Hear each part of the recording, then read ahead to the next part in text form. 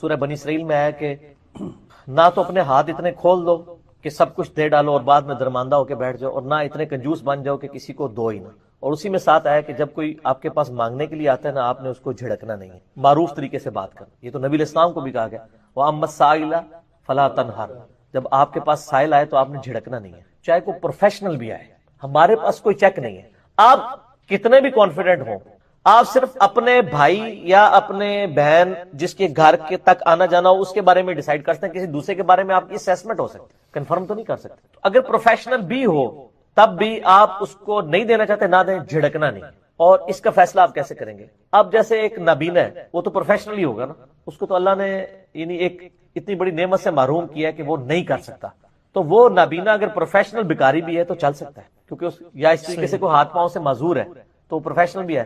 باقی رہے ہٹے کٹے والے معاملے، تو ان کو ہٹے کٹے یا یہ سلواتیں سنانے کی بجائے نا، ان کو آپ پیار محبت سے جو ہے نا وہ ٹال دیں۔ اور باقی میں نے ایک طریقہ بھی آپ کو بتایا ہوا ہے کہ اگر کوئی غریب بندہ کہتا ہے نہیں صبح کی روٹی نہیں کھاتی، تو ان کو جی کھاؤ بابا، یہ نہیں کھانی کھاؤ۔ یہ عثمان بھائی کرتے ہیں نا، کتنے بندے کھاتے ہیں روٹی، سارے ہی نس جاتے ہیں روٹی سے سن کے، تو پتہ چل جاتا ہے۔ تو آپ کوئی چیز ان کو دینے کی بجائے نا، کھانے والی جو چیز وہ ڈیمانڈ کر رہے ہیں وہ کر دیں۔ کوئی کہہ رہا ہے جیب کٹ گئی ہے، کرایہ چاہیے، کدھر جانا ہے؟ لاہور، ٹھیک ہے جی آؤ بٹھا دینا لاہور والی گاڑی سے۔ میں نے کئی بار لوگوں کو بٹھایا ہے، جا کے بس میں بٹھایا اور کنڈکٹر کو پیسے دے کے کہا کہ اگر یہ راستے میں اترنے لگے پیسے مانگ کے تو پیسے تیرے نہ، اور تو پیسے لے کے دس، کیونکہ میں نے پیسے دیے کنڈکٹر کو کہ یہ بندہ ہے، یہ راستے میں اترنے لگے اور پیسے بقایا مانگے، اس کو نہیں دینے، کیونکہ اس کو میں لاہور کا، اس نے مجھے کہا اس نے لاہور تک جانا ہے، اور وہ جا کے جناب جیلم کا پل کراس کرتی کہتا ہے میرا کرایہ واپس کرو، میں نے کدھر کال آ گئی میں جانا ہے، تو جا پھر تو کوئی اور بندہ لا، کنڈکٹر سے موجہ، کنڈکٹر دعا کرے گا لے جائے۔ تو اس طریقے سے آپ ذرا اس کو علمی کتابی طریقے سے ہینڈل کیے، علمی کتابی ہونا پڑتا۔ یہ فقہ حنفی میں بھی ہے کہ اگر آپ مسجد میں 1 روپیہ کسی کو غلطی سے بھی دے دیتے ہیں بھیک مانگنے والے کو، تو باہر آ کے آپ 70 روپے دیں گے تو تب آپ کا کفارہ ادا ہوگا۔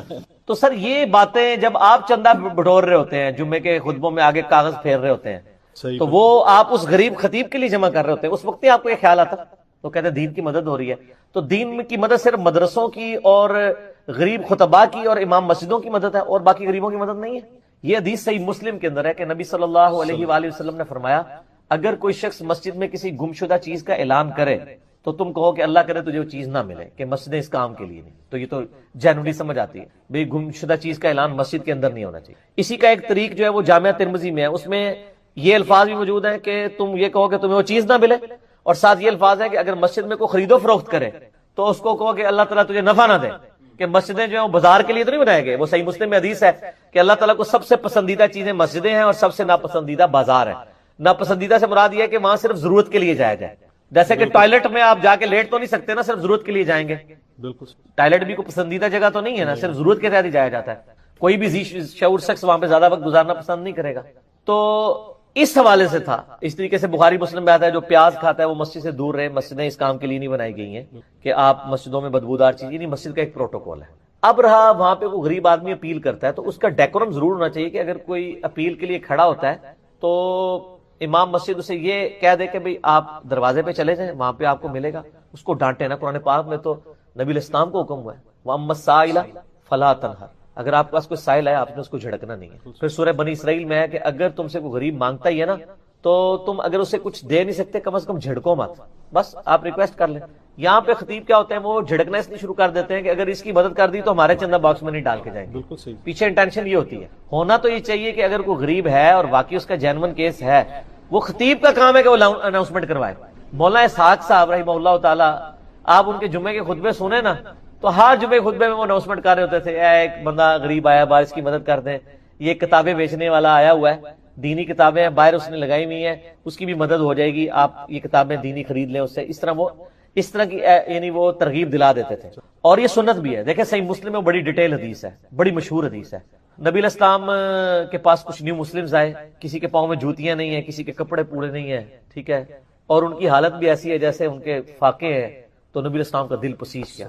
صحابہ کہتے ہیں آپ کا چہرے مبارک کا رنگ فک ہو گیا، آپ بڑے سینسٹیو تھے، نبی بڑے سینسٹیو ہوا کرتے تھے۔ جیسے آپ نے اگر نبیوں کی پریکٹیکل سینسٹیوٹی چیک کرنی ہے تو چھوٹے بچوں کو دیکھیں، چھوٹے بچوں کے اندر مکاری نہیں نہ ہوتی، چھوٹی سی بات پہ کس طرح آنسو ان کی آنکھوں میں آ جاتے ہیں۔ بڑے تو اتنے ڈیٹ ہیں کہ وہ روتے ہی نہیں ہیں، بچے پل میں روتے ہیں اور پل میں ہنسنا شروع کر دیتے ہیں۔ آپ ان کو ایک مجلس میں 50 دفعہ رلانا چاہیں نا رلا سکتے ہیں. بڑے بندے کو آپ 1 یا 2 دفعے رلائیں گے, اس کے آنسو ہی ختم ہو جائیں گے.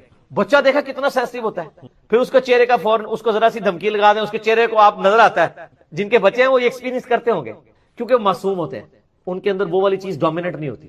انبیاء اکرام جو ہے نا وہ بھی بڑے معصوم ہوتے ہیں. ان کو جو جیسے بخاری مسلم میں آتا ہے, ابو سعید خدری کہتے ہیں کہ نبی علیہ السلام میں کنواری لڑکیوں سے زیادہ شرم و حیا تھی, اور آپ جب کوئی چیز کوئی آپ کو ناگوار گزرتی تو ہم آپ کے چہرے سے اندازہ لگا لیتے. یعنی آپ علیہ السلام کو اپنے چہرے کے ایکسپریشنز کے اوپر بھی اختیار کوئی نہیں تھا, فوراً ابرپٹ ہوتا تھا. چھوٹے بچوں کو بھی آپ دیکھیں نا, فوراً ابرپٹ رسپانس ہوتا ہے. روتے روتے آپ خوشخبری سنائیں ہنسنا شروع کر دیں گے. بڑا بندہ تو نہیں ایسے کرتا, اور اسی وقت ہی آپ کو اور خبر سنائیں پھر رونا شروع کر دیں گے. جتنی بار چاہیں جیسے آپ سٹارٹ کر سکتے نا, کیونکہ وہ بڑے رقیق القلب ہوتے ہیں. انبیاء کرام بھی بڑے رقیق القلب. تو نبی علیہ السلام کا چہرہ فک ہو گیا. آپ علیہ السلام نے حضرت بلال کو بلا کے کہا اذان دو. نماز کا ٹائم تھا, آپ نے اذان دلوائی. صحیح مسلم کے الفاظ ہیں, ممبر لگایا گیا. سب سے پہلے آپ نے سورہ نساء کی پہلی آیت تلاوت کی, کیا لوگوں اس رب کا تقوی اختیار کرو جس نے تمہیں ایک جان سے پیدا کی, پھر اس جان سے اس کا جوڑا بنایا, یعنی سیدنا آدم سے سیدہ حوا, پھر ان دونوں کثیر تعداد میں مرد و عورت زمین پر پھیلا دیے. اس اللہ کا تقوی اختیار کرو جس کی وجہ سے تم رحمی رشتوں کا خیال رکھتے ہو. پھر آپ علیہ السلام نے وہ سورۃ الحشر کی آیت تلاوت کی کہ اے لوگو اللہ کا تقوی اختیار کرو اور ہر جان دیکھے کہ اس نے آگے کے لیے کیا بھیجا ہے, یعنی اللہ کے ڈیوائن بینک میں مال صدقہ کیا ہے کہ. پھر آپ فرمایا صدقہ کرو خواہ کھجور ہی کر دو, اپنے آپ کو دوزخ کی آگ سے بچا لو. تو اب یہ ترغیب دلائی تو لوگ اپنے گھروں کو گئے, کوئی کھجوریں لے کے آ رہا ہے, جس کے بعد جو چیز جو لے کے آ رہا ہے. ایک انصاری اٹھا, وہ گھر گیا, اس نے ایک بڑا سا بورا لیا, اس کے اندر اس نے اپنے گھر کا اچھا خاصا سامان ڈال کے. سر یہ نہ سمجھیے گا کہ ان کے پاس وہی بورے ہی ہوا کرتے تھے سر, بڑی سبسسٹنس لیول پہ لائف گزر رہی تھی. آپ یہ جو حضرت یوسف علیہ السلام پہ فلم بنائی ہے ایران والوں نے, اس کو آپ دیکھ کے ایک چیز کا آپ کو اندازہ ہوتا ہے کہ اگلے زمانے کتنے اچھے تھے کہ صرف 2 وقت کا دانے پورا ہونا یہ ان کی بیسک ریکوائرمنٹ ہوتی تھی, اور میٹھا پانی. گندم اگاتے تھے, چپ کر کے کھاتے تھے. یہ آج کل جو عذاب پڑا ہوا ہے, کراچی والے پنڈی نوکری کرنے آئے ہوئے ہیں, پنڈی والے کراچی گئے ہوئے ہیں نوکری کرنے کے لیے, یہ عذاب نہیں تھے اس وقت. اپنے اپنے علاقوں میں اپنا اگایا, کھایا, اپنا وقت پاس کیا. پھر وہ دن بھی اللہ کے لیے اویلیبل ہوتا تھا. اس لیے وہ شفاق احمد صاحب کہتے تھے دعا کرو یار ایڈا پٹرول ہے دوبارہ زمین ہی بڑھ جائے تو دنیا سکون ہو جائے گا. حقیقت بات ہے, پٹرول اگر زمین میں چلا جائے سکون آ جائے گا. یعنی کراچی والے کراچی کی غذا ہی کھایا کریں گے. اب کراچی کی مچھلی یہاں بھی آ رہی ہوتی ہے, ٹھیک ہے نا, تو ادھر والے اپنے ادھر کی جو مرغیاں وہ کھایا کریں گے, اپنے اپنے علاقے کی غذا کھائیں. تو وہ پورا بورا جناب بھر کے, صحیح مسلم کے الفاظ ہیں, وہ صحابی لے کے آئے. اور صحابہ کرام کہتے ہیں وہ اتنا وزنی تھا کہ وہ بڑی مشکل سے ہی اٹھا رہا تھا, گھسیٹتا لڑکھڑاتا ہوا مسجد کے سین میں لا کے اس نے رکھا. جب وہ بورا دیکھا نا تو باقی صحابہ کرام کو بھی ترغیب ہوئی. لوگ پھر اپنے گھروں میں گئے, زیادہ سامان لا کے رکھا. تو نبی علیہ السلام نے اس صحابی کے لیے فرمایا کہ جس نے اسلام میں اچھا طریقہ جاری کی, جتنے لوگ اس پہ عمل کریں گے اس کا ثواب اسے ملے گا, اور جو عمل کر رہے ہوں ان کے ثواب میں بھی کمی نہیں آئی. اور جس نے اسلام میں برا طریقہ جاری کیا, جتنے لوگ اس پہ عمل کریں گے اس کی برائی کا وبال اس پہ ہوگا, اور ان کے وبال میں بھی کمی نہیں ہوگی. یہ جو ہمارے بریلوی بھائی وہ اچھی بدعت اور بری بدعت پہ, اس میں الفاظ ہے سنتن حسنتن اور سنتن سیئتن. اچھا طریقہ, جیسے میں کہتا ہوں یہ بخاری مسلم لکھنا اسلام میں اچھا طریقہ ہے, حدیثوں کے سافٹ ویئرز بنانا اچھا طریقہ ہے. حدیثیں تو وہی ہیں نا, ایک طریقہ اڈاپٹ کیا گیا. ہوائی جہاز پہ سفر کرنا اچھا طریقہ ہے کہ آج ہم حج کتنا آسان ہے. آپ امیجن کریں کہ 4 مہینے کی آپ کو پیدل جانا پڑے, جس میں آپ بیمار بھی ہوں, 4 مہینے کے آپ کو روٹی پانی کا بھی حساب کتاب رکھنا پڑے, اور اس کے بجائے 4 گھنٹے کی فلائٹ اسلام آباد سے آپ جدہ پہنچ جائیں. تو یہ آج تو کچھ بھی نہیں ہے, تو یہ آسانی ہے نا, ایک اسلام میں اچھا طریقہ جاری ہوا ہے نا. لیکن حج کی رسومات وہی ہیں, 7 چکر آج بھی آپ نے کاٹنا ہے, یہ نہیں ہے کہ وہ چکر کم زیادہ ہو گئے. اور جمرات پہ آپ نے وہ کنکریاں آج بھی مارنی ہے, یہ نہیں کہ وہ کنکریاں ختم ہو گئی ہیں. احرام آج بھی آپ نے باندھنا ہے, یہ نہیں کہ احرام ختم ہو گیا. اسلام میں اچھے طریقے آ گئے جس کی وجہ سے آسانی ہو گئی ہے. ایئر کنڈیشن بسیں آ گئی ہیں, پہلے لوگ اونٹوں پہ سفر کرتے تھے. سر اگلا سوال ہے کہ کیا مسجد کو گزرنے کا راستہ بنانا جائز ہے؟ بعض اوقات شارٹ کٹ کے طور پر ایسا کرنا پڑتا ہے. پلیز اس مسئلے کا مسجد کو گزرگاہ بنانا ویسے تو مطلب معیوب ہی ہے, اس لیے کہ مسجدیں اس کام کے لیے بنی نہیں ہوئی ہیں. ویسے جو یہ مسجدوں کو گزرگاہ کی بات کر رہے ہوتے ہیں وہ اس طرح نہیں ہوتی ہے کہ جس کے اوپر کوئی فتویٰ لگے. وہ یہ ہوتا ہے کہ مسجد کا احاطہ ہوتا ہے, اس کا گراؤنڈ ہوتا ہے, ایک طرف سے انٹر ہو کے دوسری طرف سے نکلے. وہ مسجد نہیں ہے, وہ فنائے مسجد کہلاتی ہے. فنائے مسجد وہ چیز ہے جو مسجد کے ساتھ ایڈجسٹنٹ ہے, جیسے ٹائلٹس ہیں, وضو خانہ ہے, پارکنگ ایریا ہے, وہ مسجد کے زمرے میں نہیں آتی ہے. ادھر سے اگر کوئی گزرتا ہے اس کو گزرگاہ بھی بناتا ہے, کوئی مسئلہ نہیں ہے. مسجد ایگزیکٹ وہ جگہ ہے جدھر آپ جوتیاں اتارنے کے بعد آج کل کے دور میں جہاں نماز پڑھ رہے ہوتے ہیں. ایک تو ہے نا کبھی صفے بڑھ گئی تو باہر بھی صفے بچھا لی, اس حساب سے تو پوری زمین ہی مسجد ہے. بخاری مسلم میں حدیث ہے، مجھے اللہ تعالیٰ نے 5 ایسی خصوصیات دی جو کسی پیغمبر کو نہیں دی، ان میں سے ایک یہ ہے کہ پوری زمین میرے لیے سجدہ گاہ بنا دی ہے۔ وہ والا معاملہ تو الگ ہے، میں اسپیسیفائک جو مسجد مسلمان بناتے ہیں اس کی بات کر رہا ہوں۔ تو وہ مسجد جہاں نماز پڑھ رہے ہیں وہاں نماز پڑھنے کی طرف جوتیاں اتارتے ہیں، وہاں سے جاتے ہیں، تو یہ تو معیوب ہے، ظاہر ہے کہ مسجد تو پھر ایک کھیل کی جگہ ہی بن جائے گی۔ میں نے بتایا نا، جامعہ ترمذی کے اندر حدیث ہے کہ نبی علیہ السلام نے فرمایا جب تم دیکھو مسجد میں کوئی گمشدہ چیز کا اعلان کر رہا ہے یا کوئی چیز بیچ رہا ہے تو اسے کو تجھے تیری چیز نہ ملے، اس کو تجھے نفع نہ ہو۔ اور یہ پہلا حصہ تو مسلم شریف میں بھی ہے کہ جب کوئی چیز تم دیکھو مسجد میں اعلان کر رہا ہے گمشدہ چیز کا، کہو تمہیں وہ چیز نہ ملے۔ اور پھر فرمایا مسجدیں ان کاموں کے لیے نہیں بنی۔ باقی یہ جو مسجد میں جو اہل حدیث نے یہ مسئلہ اٹھایا ہوا ہے کہ جنازے کا اعلان نہیں ہو سکتا، یہ تو غلط بات ہے، جنازے کا اعلان ہو سکتا ہے۔ اور حنفیوں نے جو ڈرامہ لگایا ہوا ہے کہ مسجد میں یعنی جنازہ نہیں ہو سکتا، وہ بھی فراڈ کر رہے ہیں۔ فراڈ ساروں نے کیا ہوا ہے، لیکن اب چونکہ وہ ایک سلسلہ بن گیا ہے، مسجد ہی ظاہر ہے مسلمانوں کی ایکٹیویٹیز جن کا تعلق مسلم ایکٹیویٹیز کے ساتھ ہے، اس کا تو مرکز یہی بنے گا نا۔ دینی ایکٹیویٹی، ختم بخاری کا اعلان ہو سکتا ہے، 11ویں شریف کا اعلان ہو سکتا ہے، تو بندے کے مرنے کے بعد جنازے کا اعلان بھی ہو سکتا ہے۔ یہ سارے وہ سوشل ایشوز ہیں جن کے اوپر کوئی پابندی نہیں لگانی چاہیے، ان چیزوں کے اوپر کوئی قدغن نہیں ہے۔ رات مسجد میں خرید و فروخت اور گمشدہ چیز کا اعلان یہ منع ہے۔ مسجد میں اگر کوئی چندے کے لیے اپیل کرتا ہے غریب آدمی، وہ جائز ہے، میں نے پہلے ڈسکس کر لیا صحیح مسلم کی حدیث کے تحت۔ تو اس میں یہ جو گزرگاہ والا معاملہ ہے وہ یقیناً فنائے مسجد والا ہوگا تو اس میں کوئی حرج نہیں ہے۔ بہرحال اگر وہ مسجد ہے تو پھر بعض اوقات کوئی بے غسلہ شخص بھی ہو سکتا ہے، اور راستہ آپ بنائیں گے تو وہ حرمت پامال ہوگی مسجد کی، کیونکہ بے غسلہ شخص تو مسجد میں نہیں جا سکتا، بے وضو تو جا سکتا۔ اس کے باوجود اگر کوئی بندہ مسجد سے گزرتا ہے اور وہ بے غسلہ نہیں ہے، جنبی نہیں ہے، تو جائز ہے، گزر سکتا ہے، کوئی اس میں حرج نہیں۔ اس کو پرماننٹلی اگر راستہ بھی بناتا ہے کوئی تو اس کے اوپر کوئی شرعی فتویٰ نہیں ہے۔ اس کے اوپر جو روایتیں پیش کی جاتی ہیں کوئی بھی صحت کے درجے پہ کوئی نہیں پہنچتی ہے، نہ وہ اسلام کے مزاج کے ساتھ میچ کرتی ہے کہ اسلام لوگوں کو اس تکلیف کے اندر ڈالتا ہے۔ اور یہ باؤنڈریز بھی تو مسجدوں کی اب بننے شروع ہوئی ہیں، پہلے تو اس طرح کے معاملات ہے بھی نہیں تھے۔ پہلے تو مسجدوں میں قالین بھی نہیں تھے، جوتیوں سے سمیت نماز پڑھی جاتی تھی، صحیح بخاری میں حدیث موجود ہے، ابو داؤد کے اندر موجود ہے۔ تو اگر اس طرح کا مسئلہ ہے تو وہ آپ ضرور کریٹیکلی دیکھیں گے، وہ فنائے مسجد کا ہوگا، فنائے مسجد والا معاملہ ہو سکتا ہے۔ بلکہ یہاں تو مسجدوں کی زیادہ تر پارکنگ تو لوگوں کی گاڑیوں کی پارکنگ بنی ہوئی ہے، اور اکثر ان لوگوں کی گاڑیوں کی جو عید کی نماز آ کے پڑھتے ہیں، لیکن وہ مسجد کے صدر بھی ہوتے ہیں، کیونکہ مسجد میں پیسے دیتے ہیں تو ان کی گاڑیاں بھی کھڑی ہوتی ہیں۔ غریب آدمی کو رکشہ بھی کھڑا کر کے چلا جائے اس کو صلواتیں سننی پڑتی ہیں۔ تو یہ پریفر کرنا چاہیے کہ مسجد کے جو نمازی ہیں ان کو پارکنگ کی جگہ دی جائے مسجد کے اندر، اور ان کو اس حوالے سے انکریج کیا جائے تاکہ مسجد کے ساتھ چلو کسی بہانے سے رشتہ ان کا جڑا رہے۔ تو اللہ تعالیٰ جو تقوی کی روش اختیار کرتا ہے، اللہ تعالیٰ کوئی نہ کوئی نجات کا راستہ اس کے لیے نکال دیتا ہے، کوئی نہ کوئی مخرج نکال دیتا ہے جہاں سے اس کے لیے معاملات آسان ہو جاتے ہیں۔ وَيَرْزُقْهُ مِنْ حَيْثُ لَا يَحْتَسِبُ، اور اسے وہاں سے رزق دیتا ہے جہاں سے اسے گمان بھی نہ۔ رزق میں صرف دنیاوی جو ہم مال دولت اس کو ایک رزق سمجھتے ہیں، یہ ایک رزق کا بالکل چھوٹا سا ٹوٹا ہے۔ اس سے بڑا رزق اللہ تعالیٰ ہمیں دے رہا ہے جس کی طرف ہماری توجہ نہیں ہے، اور وہ رزق ہے ہماری صحت۔ ایک شخص کے پاس کروڑوں روپے ہے لیکن اس کے گردے فیل ہو چکے ہیں، تو کس کام کا؟ ایک بندے کے پاس اربوں روپے ہے لیکن اسے معدے کا السر ہے، وہ چاٹ نہیں کھا سکتا، وہ گول گپے نہیں کھا سکتا، وہ بریانی نہیں کھا سکتا، چاہے اس کے جتنے مرضی ہوٹل ہو۔ تو دنیاوی بال و دولت کا آ جانا صرف یہ رزق میں سے، میں نے کہا یہ بالکل چھوٹا سا جز ہے، اس کو انسان یوٹیلائز کرے یہ بہت بڑی بات ہے۔ دنیاوی صحت جو اللہ نے انسان کو زندگی میں دی ہے، لوگ کہتے ہیں اللہ نے مجھے کیا دیا ہے؟ جو شخص یہ بات کرے نا اسے کو جی 1 کروڑ پہ لے دو، اپنی ایک آنکھ نکال کے مجھے دے دو، کوئی دے گا؟ اپنا ایک بازو توڑ کے دے دو۔ تو آپ ذرا 1 کروڑ ساروں کے اوپر لگانا شروع کریں، اربوں کے تو آپ خود ہیں۔ اور یہ تو میں صرف سمجھانے کے لیے کہہ رہا ہوں، یہ تو آپ گن بھی نہیں سکتے۔ قرآن پاک میں اللہ تعالیٰ نے فرمایا نا کہ اللہ کی نعمتیں اتنی زیادہ ہیں کہ تم انہیں شمار کرنا چاہو تو شمار بھی نہیں کر سکو۔ تو وہاں سے اللہ تمہیں رزق دے گا، تمہیں گمان بھی نہیں ہوگا۔ اب رزق کے لیے ضروری نہیں ہے کہ آپ کے پاس مال و دولت اور آپ کے ایسٹس بڑھ جائیں، یہ بھی اللہ تعالیٰ کا بہت بڑا رزق ہے کہ آپ کے پاس جو تھوڑے بہت ایسٹس ہیں وہ سلامت ہیں۔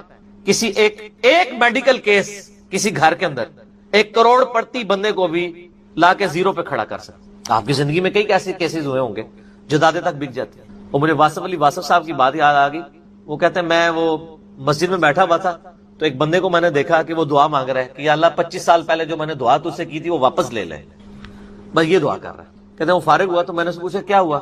اس نے کہا جی 25 سال پہلے میں نے اللہ سے رو رو کے ایک بیٹا مانگا تھا، میری بیٹیاں ہی تھی صرف، اور وہ بیٹا میرے گاٹے فٹ ہو گیا، یعنی وہ نشے میں مبتلا ہو گیا، سارا گھر کا مال اس نے بیچ دیا، مجھے کنگال کر دیا، تو میں اللہ سے کہہ رہا ہوں یا اللہ یہ اولاد واپس ہی لے لے۔ تو یہ بھی تو ہو سکتا ہے نا۔ سورہ توبہ میں آتا ہے، اللہ تعالیٰ آتا ہے اپنے جو فاسق و فاجر لوگوں کے بارے میں کہ اللہ تعالیٰ چاہتا ہے کہ ان کی اولاد کو ہی ان کے لیے عذاب بنا دے، اولاد بھی عذاب بن سکتی، اس لیے میں دعا کیا سکھائی گئی ہے، ربنا حب لنا من ازواجنا وذریاتنا قرۃ اعین وجعلنا للمتقین اماما، اے اللہ ہماری بیویوں اور ہماری اولاد میں آنکھوں کی ٹھنڈک بنا اور ہمیں پرہیزگاروں کا امام بنا، ہماری آنے والی نسلیں پرہیزگار ہوں، ورنہ یہ تو مصیبت بھی گلے پڑ سکتی ہے۔ تو ایک میڈیکل کیس آپ کو کہاں سے کہاں لے کے جا سکتا ہے، ایک بچے کا نافرمان ہونا آپ کو کہاں سے کہاں لے کے جا سکتا ہے، اور اس سے بڑی ناکامی تو آخرت کی ناکامی ہے۔ ایسا بچہ بھی ہو سکتا ہے کہ جو آپ کی دنیا تو برباد نہ کرے لیکن آخرت برباد کر دے، اس کی وجہ سے آپ گناہوں میں مبتلا ہو جائے۔ تو یہ بھی رزق کی ایک فارم ہے۔ رزق صرف یہ نہیں ہے کہ آپ کے لیے مال پانی کھل جائے، بلکہ مال سبسسٹنس لیول پہ بھی موجود ہے، لیکن آپ کو کوئی ایسی تکلیف نہیں آ رہی کہ جس کی وجہ سے آپ کا مال نہیں نکل رہا۔ ورنہ ایک بندہ 10 لاکھ روپے مہینے کا کماتا ہے اور 9 لاکھ روپے اس کا نکل جاتا ہے، کیا فرق پڑا اس کو؟ اس نے کون سا ایسٹ بنا لیا؟ اور جو اذیت گزار رہا ہے وہ لادس، اس کو تو کوئی سوچ بھی نہیں سکتا، ذہنی ٹینشن ہے۔ صحیح بخاری مسلم میں حدیث ہے، نبی علیہ السلام فرمایا ہمیشہ اپنے سے نچلے لوگوں کو دیکھو تو تمہیں یوں اللہ تعالیٰ کی نعمتوں پر صبر نصیب ہوگا اور قناعت نصیب ہو جائے گی، اوپر نہ دیکھو۔ اور پھر بخاری مسلم میں یہ حدیث ہے کہ ابن آدم کے پاس اگر سونے کی 2 وادیاں ہوں تو وہ خواہش کرے گا تیسری وادی بھی مجھے مل جائے، اس کا پیٹ صرف قبر کی مٹی بھری، والعیاذ باللہ تعالی۔ بخاری مسلم دونوں میں حدیث ہے کہ انسان کہتا ہے میرا مال میرا مال میرا مال، نبی علیہ السلام فرمایا تیرا مال تو وہ ہے جو تو نے کھا پی لیا یا پہن کر بوسیدہ کر دیا یا اللہ کی راہ میں خرچ کر کے آخرت کے لیے محفوظ کر لیا، باقی جتنا مال ہے وہ تو تیرے ورثہ کا مال ہے، تو کہتا ہے میرا مال ہے۔ پھر بخاری مسلم دونوں میں حدیث ہے کہ نبی علیہ السلام نے فرمایا کہ انسان کے 3 دوست ہیں، ایک دوست ہی اس کی قبر تک ساتھ جاتا ہے، وہ اس کے اعمال ہیں، باقی جو 2 دوست ہیں وہ باہر ہی رہ جاتے ہیں، اس کے رشتہ دار اور مال۔ اب مال ساتھ جاتے ہیں، مال بھی آپ ساتھ لے کے جا سکتے ہیں، لیکن وہ مال جو آپ نے پہلے اپنی زندگی میں اپنی مرضی سے اللہ کی راہ میں خرچ کر دیا وہ اللہ کے ڈیوائن بینک میں جمع ہے، وہ قرآن پاک میں سورۃ البقرہ میں آیا 700 گنا تک کہ اللہ تعالیٰ کر کے لوٹائے گا، بلکہ یہاں تک فرمایا کہ یہ اللہ تعالیٰ کو تم قرض دے رہے ہو اور اللہ تعالیٰ اس قرض کو لوٹائے گا۔ دیکھیں کتنا قدردان ہے کہ دیتا اللہ ہے، اور جب اسی کے دیے ہوئے میں سے آپ اسی کی راہ میں خرچ کرتے ہیں تو وہ کہتا ہے کہ یہ تم نے مجھے قرض دیا ہے، اللہ کہتا ہے میں تمہارا مقروض ہوں، تمہیں لوٹاؤں گا۔ یہ ہے اللہ تعالیٰ کی قدردانی۔ جامعہ ترمذی میں حدیث ہے، مسند امام احمد میں موجود ہے کہ نبی علیہ السلام فرمایا کہ جب بھی کوئی شخص دعا کرتا ہے وہ خالی نہیں جاتی، یا تو اس دعا کے عوض جو تم نے مانگا وہ اللہ تمہیں عطا کر دیتا ہے، یا اس سے بہتر یعنی اس کی برکت سے اللہ تعالیٰ بہتر نعم البدل دیتا ہے، تمہاری کوئی تکلیف ٹال دیتا ہے، یا پھر اس دعا کو سنبھال کے رکھتا ہے قیامت کے دن کے لیے، اور اس دعا کے ایکویلنٹ تمہیں اجر عطا فرماتے ہیں۔ تو دعا تو بہت ضروری ہے، اللہ کی طرف رجوع لانا ہے۔ ٹاپک اور طرف چلا جائے گا، فی الوقت اس کی طرف آپ کنسنٹریٹ کریں کہ اللہ تعالیٰ مارا کہ تمہیں وہاں سے رزق ملے گا، تمہیں گمان بھی نہیں ہوگا۔ وَمَن يَتَوَكَّلْ عَلَى اللَّهِ، اور جو کوئی اللہ پر توکل کرے فَهُوَ حَسْبُهُ، تو اللہ اس کے لیے کافی ہے۔ ان اللہ بالغ امری، اللہ تعالیٰ تو اپنا کام پورا کر کے رہتا ہے، لیکن قد جعل اللہ لكل شيء قدرا، اللہ نے ہر معاملے کے لیے ایک اندازہ مقرر کر رکھا ہے۔ اسی کو ہم وہ کہتے ہیں نا کہ اللہ کے ہاں دیر ہے اندھیر نہیں ہے، لیکن یہ دیر بھی ہم صرف سمجھانے کے لیے کہتے ہیں، وہ دیر نہیں ہے، وہ اللہ کا رول ہی یہی ہے کہ اللہ تعالیٰ نے کسی معاملے کو کس لیول کے اوپر جا کے ایڈریس کرنا ہے۔ 23 سال تک مشرکین عرب کو دیکھیں نا مہلت ملی ہے، کتنے لوگوں نے کہا کہ دیکھو کان پک گئے ہیں ہمیں سنتے ہوئے، نبی علیہ السلام ہمیں دھمکیاں لگاتے ہیں کہ قوم عاد قوم سمود کی طرح تم بھی برباد کر دیے جاؤ گے، جب وقت کے پیغمبر کا انکار کرو گے تو عذاب تو کوئی نہیں آ رہا۔ اور قرآن پاک میں پھر نبی علیہ السلام کے بارے میں بھی آتا ہے کہ آپ علیہ السلام نے بھی تھوڑی سی بے صبری کا مظاہرہ کیا، سورۃ الانعام کے سٹارٹ میں آپ پڑھ کے دیکھ لیں تو اللہ تعالیٰ نے پھر جلال فرمایا کہ نبی تم چاہو تو جاؤ زمین میں کوئی سرنگ تلاش کر لو یا آسمان میں کوئی سیڑھی لگا کے ان کی مرضی کا معجزہ انہیں لا کے دکھا دو، ہم اپنے فیصلوں میں یعنی کسی کے پابند نہیں ہیں۔ پھر سورہ آل عمران میں آتا ہے جب غزوہ احد کے موقع پہ نبی علیہ السلام کی زبان سے بددعا نکل گئی خالد ابن ولید کے لیے کہ اللہ تعالیٰ ایسی قوم کو کیسے ہدایت دے گا جنہوں نے اپنے نبی کا چہرہ خون سے رنگ دیا۔ یہ صحیح مسلم میں الفاظ ہیں، قرآن پاک میں اشارتاً اس کا ذکر ہے سورہ آل عمران میں۔ اللہ تعالیٰ نے فرمایا کہ نبی آپ کو کوئی اختیار نہیں ہے، اللہ تعالیٰ چاہے تو ان کو ہدایت بھی دے سکتا ہے۔ ہائے ہائے ہائے، یہ اللہ کے فیصلے ہیں، یہ کسی انسان کا کوئی فیصلہ نہیں۔ تو اب ان آیات کی روشنی میں بزرگ تو کسی کھاتے میں نہیں بنتے، لوگ بزرگوں کو لے کے بیٹھ رہے ہوتے ہیں، یہ بزرگ دعا کریں گے، بزرگ کر دیں گے، بزرگ نے کیا کرنا ہے؟ یا تو نبی علیہ السلام کے بارے میں فرمایا جا رہا ہے کہ آپ کو کوئی اختیار نہیں ہے، اللہ تعالیٰ چاہے تو بخش دے، اللہ تعالیٰ چاہے گرفت فرمائے، اللہ تعالیٰ چاہے ڈھیل دے۔ اللہ نے ہر کام کے لیے ایک اندازہ مقرر کیا ہوا ہے، وہ اسی موقع کے اوپر اللہ تعالیٰ اس چیز کو اسٹیبلش، وہ اللہ کے ڈیوائن علم میں ہے کہ کب اللہ تعالیٰ نے اسلام کا غلبہ کروانا ہے۔ جب نہیں کروایا تو 13 سال میں 125 بندے ہی مسلمان ہوئے ہیں، اور اگلے 13 سال کے اندر دونوں سپر پاورز بھی الٹ دی گئی ہیں، دونوں طرف ٹائم پیریڈ تو ایک ہی ہے۔ تو یہ اللہ تعالیٰ فیصلے فرماتا ہے۔ عمر اور رزق میں برکت کے لیے کوئی وظیفہ بتا دیں۔ اس میں نے بتا دیا نا، صحیح بخاری مسلم دونوں میں حدیث ہے، نبی صلی اللہ علیہ وآلہ وسلم نے فرمایا جو شخص یہ چاہے کہ اس کے رزق میں برکت کر دی جائے، عمر دراز کر دی جائے. یہ بات بالکل درست ہے, لیکن مجھے اللہ تعالیٰ بیٹھ کی حالت میں نماز میں بھی پورا ثواب دے. یعنی حضور کی ایک خصوصیت ہے, جیسے آپ کی کئی اور خصوصیات ہیں. بخاری مسلم میں آپ وصال کے روزے رکھتے تھے, صحابہ کرام نے رکھنے شروع کیے, یعنی بغیر افطار کیے اگلا روزہ, وہ بھی نہیں افطار کیا تیسرا روزہ, تو صحابہ کرام تو بے ہوش ہونا شروع ہو گئے. حضور نے مسجد میں جب دیکھا اشکان رسول کو, تو آپ نے فرمایا کہ یہ کیا ہے؟ تو حضور غصے میں آپ فرمایا ایکم مثلی, تم میں کوئی میری مثل ہو سکتا ہے؟ شکر ہے کوئی اہل حدیث نہیں کہتا قل انما انا بشر مثلکم. ان کو پتا تھا کہ حضور صرف سپیشیز میں ہماری طرح انسان ہے, باقی مرتبے میں نہیں ہے. حضور جب کہہ رہے تم میں کون میری مثال ہے, تو کسی نے نہیں کہا یا رسول اللہ ہم آپ کی مثل ہی ہیں اور آپ ہماری مثل ہیں. نہیں, حضور علیہ السلام یعنی ایز اے سپیشیز انسان تھے, آپ کے مرتبے کو تو کوئی سوچ نہیں سکتا. بخاری مسلم میں آتا ہے میں پیٹھ کے پیچھے بھی ایسے ہی دیکھتا ہوں جس طرح سامنے دیکھتا ہوں, یعنی آنکھ نہیں ہے پھر بھی ہمیں تو اس سے آگے نہیں نظر آتا, حضور کو پیچھے بھی نظر آتا تھا. بخاری مسلم دونوں میں حدیث ہے, نماز کسوف پڑھائی, سورج کی نماز, آپ نماز میں چند قدم آگے گئے, پھر آپ نے یوں ہاتھ بلند کیا, پھر واپس. صحابہ نے کہا ہم نے آپ کو آج نماز میں ایسا عمل کرتے دیکھا جو پہلے نہیں دیکھا, یعنی کہ نماز کا حصہ ہے. تو آپ نے فرمایا نہیں, مجھے اللہ تعالیٰ نے جنت دکھائی اور میں نے اس میں ایک انگوروں کا گوشہ دیکھا, میں نے ارادہ کیا میں اسے توڑ دوں, اگر توڑ لیتا پھر تم کھاتے رہتے. کیوں؟ جنت کو فنا نہیں ہے, جیسے ہی ایک دانا توڑنا تھا واپس ایک دانا آ جانا سی, جنت ختم نہیں نہ ہو سکتی. کہ میں نے اس کو ارادے کو ترک کر. تو اب کسی صحابی نے کہا یا رسول اللہ ہمیں تو کچھ نظر نہیں آیا.